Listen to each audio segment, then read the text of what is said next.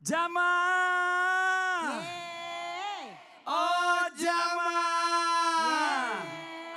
Alhamdulillah. Mana tepuk tangannya dari Brebes. Masya Allah. Terima kasih banyak. Terima kasih banyak juga buat jamaah Islam itu Indah yang di rumah yang dirahmati Allah. Yang selalu setia menyaksikan Islam itu Indah.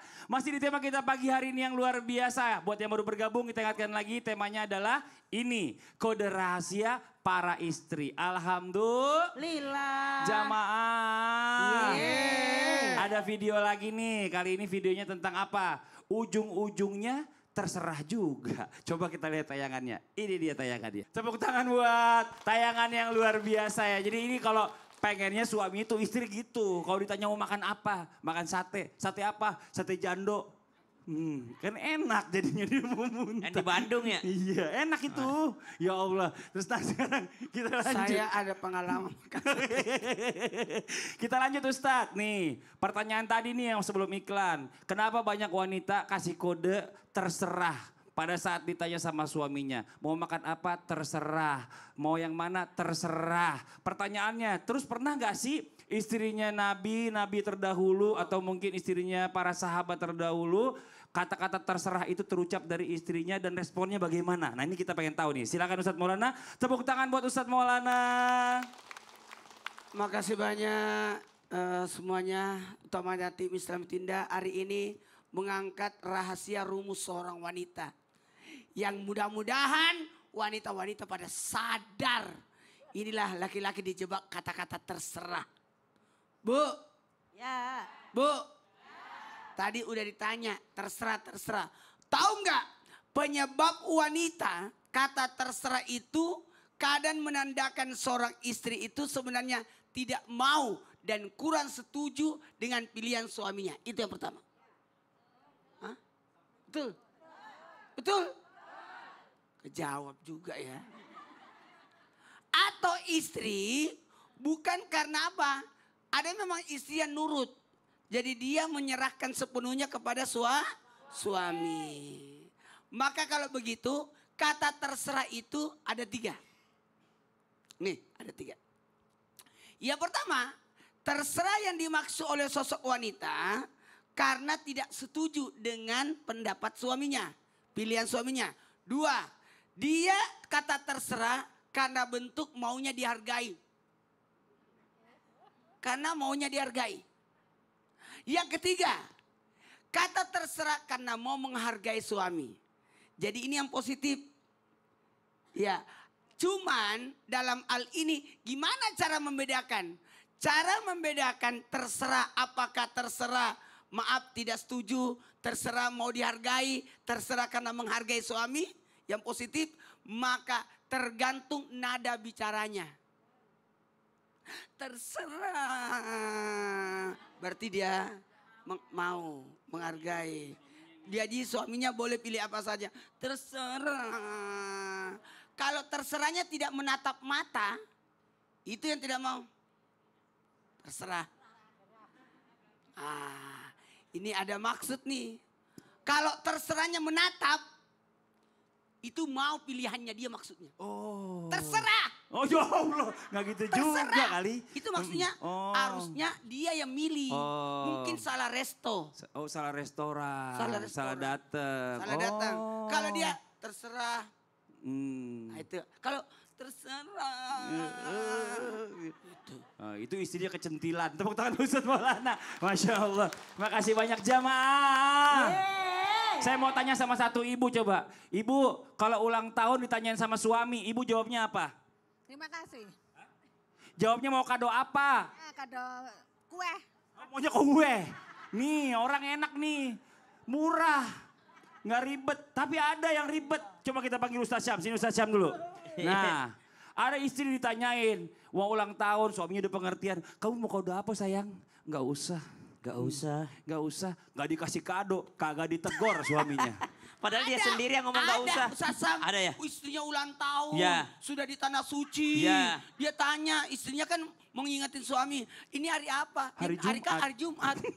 Sakit hati dia. Padahal Hari ulang tahun dia. Subhanallah. Siapa Ini itu? kelakuan. Iya, Masya Allah. Tapi gini, makanya kan di dalam Islam perempuan itu katanya dari tulang rusuk yang bengkok. Nah, kode kata nggak usah ini sebenarnya memiliki makna yang kebalikan atau bagaimana nih? Mau dijawab penjelasannya Ustaz Syam. Tepuk tangan buat Ustaz Syam. Baik, bismillahirrahmanirrahim. Tabi guru kami Ustaz Lulung, Ustaz Maulana, para alim ulama, para jamaah yang dimuliakan Allah Subhanahu wa taala. Kita buka dengan membaca Al-Qur'an surah Qaf ayat 18. A'udzu billahi minasy syaithanir rajim. Allah. ما يلفظ من قول إلا لديه رقيب عتيد.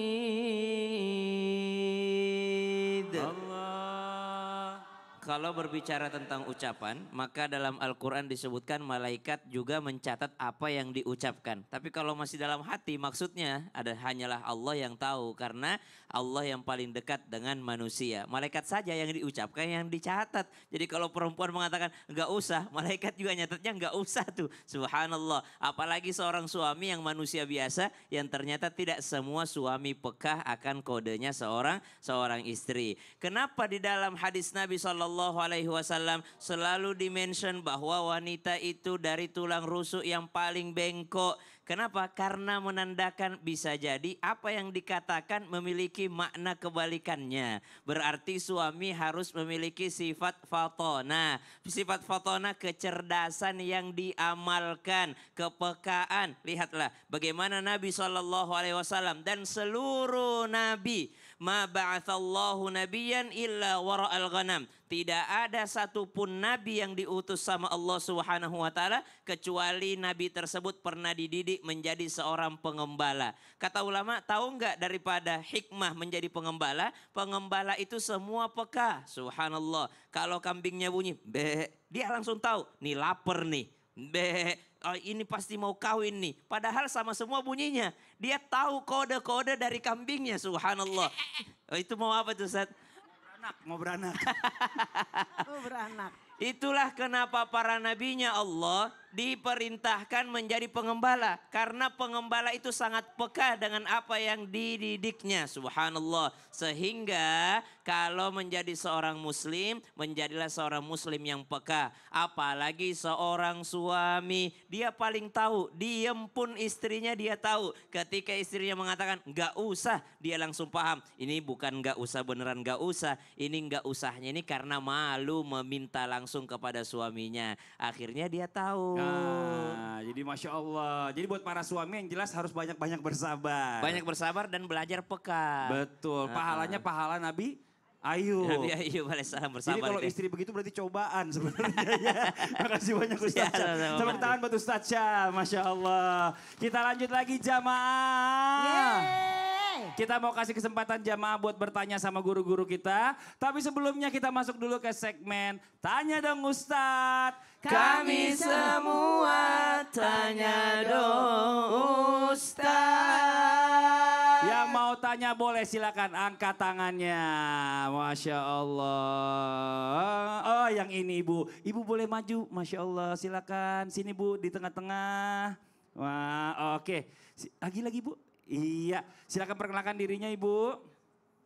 Assalamualaikum warahmatullahi wabarakatuh. Waalaikumsalam warahmatullahi wabarakatuh. Perkenalkan nama saya Ibu Nur Hayati dari Desa Jagalempeni, Kecamatan Wanasari, Kabupaten Brebes. Tepuk tangan dong buat Ibu Nur Hayati. Ya, oke. Saya dari Jamiah Al Hidayah. Wow terlambat terlahirnya. Dari mananya terakhir? Iya, majelis taklimnya. Mau nanya sama siapa Ibu Nur Hayati? Sama Ustazah Lulung. Ustazah Lulung, boleh Ustazah Lulung sini Ustazah Lulung. Permisi. Nah, oke. Mau nanya apa, Bun? Mau nanya ada seorang suami mau dibelikan mau beli motor.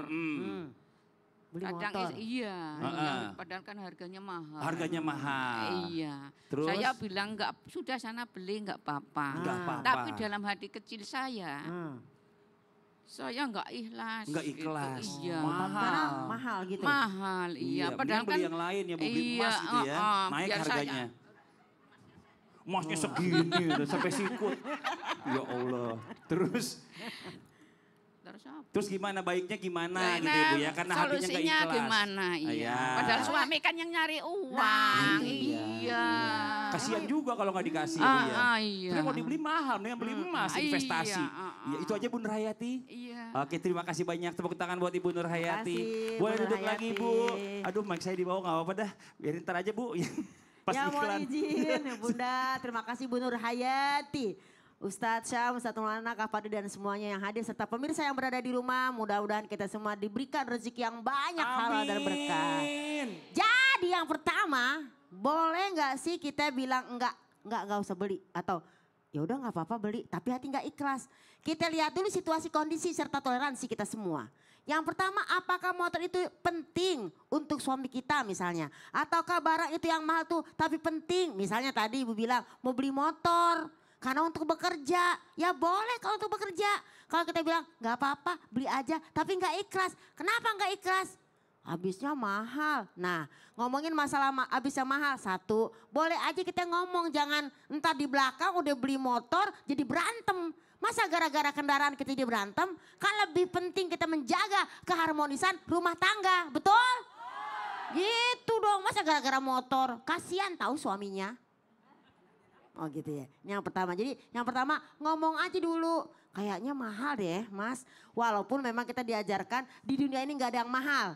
Yang ada kita duitnya kurang. Understand? Benar? Nah jadi yang pertama pemirsa ngomong aja dulu. Pahit gak pahit kan kita udah biasa. Dulu waktu kita masa ta'arufan nanti kita pengennya ngobrol aja ya gak sih? Kenapa pada saat kita menikah kita ngobrol aja males? Why? Yang pertama. Dan yang kedua percaya bahwa rezeki untuk suami itu juga untuk kita. Dan semua dari Allah Subhanahu wa ta'ala. Jadi ngomong jangan bilang gak apa-apa. Memang sih manusia itu apalagi perempuan ngomong itu selalu kebalikannya. Misalnya gini, gak apa-apa kan Bu lu gak diajak gak apa-apa kan? Gak apa-apa, benar gak marah? Enggak gak marah, padahal di hati kenapa sih gue kagak diajak? Rese banget. Ini kata-kata gak apa-apa berarti kenapa-kenapa. Kata-kata terserah berarti apa? Ya udah. Ya kan, jadi ini terkadang memang perempuan ini perlu dikasih tahu yang namanya mungkin kita bikin buku kode-kode wanita. Dan yang ketiga, kalau kita ngomong, kita berunding itu lebih bagus lagi. Fabima rahmati minallah lintalahum. Karena rahmat Allah, maka kita harus ngomong kepada perempuan, terutama kepada pasangan dengan lembut. Karena apa? Kalau kita fazon golizul kolbi, kalau kita keras hati, nanti dia menjauh. Jadi kalau kita keras hati, gak apa-apa atau ya udah beli aja nggak ikhlas kan Jadi kasihan sebenarnya kalau perempuan juga. terlalu banyak kode-kode sama suaminya berarti kurang komunikatif Kurang ya. komunikasi Iya. tuh 2 3 Kurang komunikasi. Oh, iya, iya, gitu. itu bahaya loh kalau kurang Bahaya. komunikasi. Makasih banyak Ustazah Sama-sama. Lulung. Tepuk tangan buat Ustazah Lulung. Ustadz Maulana saya mau nanya dong. iya. Ustadz Maulana ada gak sih kisah-kisah tentang istri terdahulu yang juga kasih kode-kode ke suaminya. Tapi suaminya itu gerak cepet, ngerti gitu, paham gitu. Ada dong. Ada. Nih kisahnya ini luar biasa. Siapa, Ustadz? Ini. Siapa? Jadi kisahnya itu luar biasa. Karena kode itu setelah yang satu ini. Jangan mana-mana ya. Kita akan bahas tentang kisah kode wanita. Yang di rumah tetap di Islam itu indah. Jamaah. Oh jamaah. Alhamdulillah. Alhamdulillah. Oh Ceritanya. ada.